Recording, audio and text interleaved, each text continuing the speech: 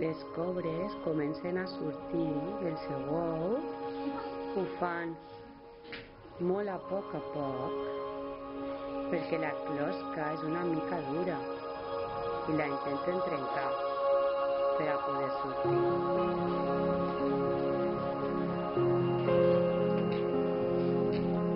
Quan ja han sortit de l'ou, les cobres que van arrossegant-se perquè són pobres intenten conèixer el lloc on han nascut, intenten conèixer els seus germans que han nascut tots el mateix dia.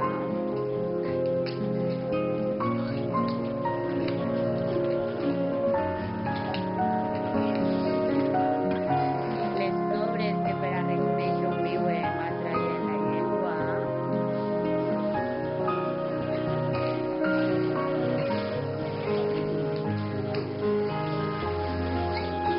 I aquestes cobres que ja han crescut més, de sobte veuen un animal que s'hi vol caçar i se senten amenaçades. Què fan les cobres quan se senten amenaçades? Molt venint, s'aixequen una mica les cobres amenaçades i treuen el seu caputxó i miren a l'amenaça, que sóc jo l'animal que es vol caçar.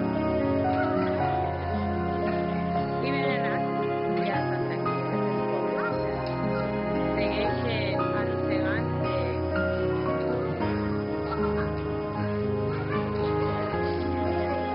I cada cobra va al seu niu a covar els seus ous.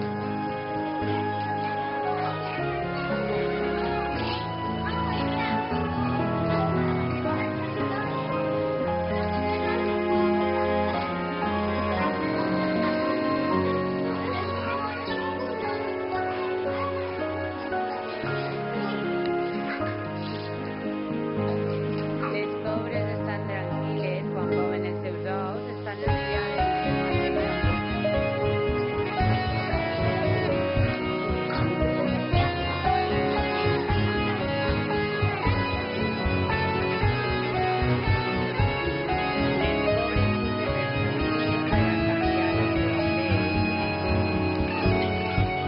canviar la seva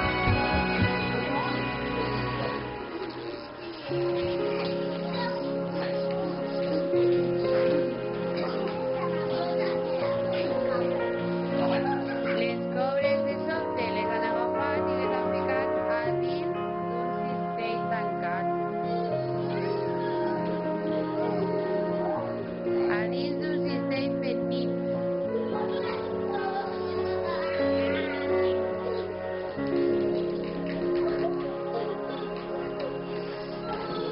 I jo, que sóc l'encantador de serps,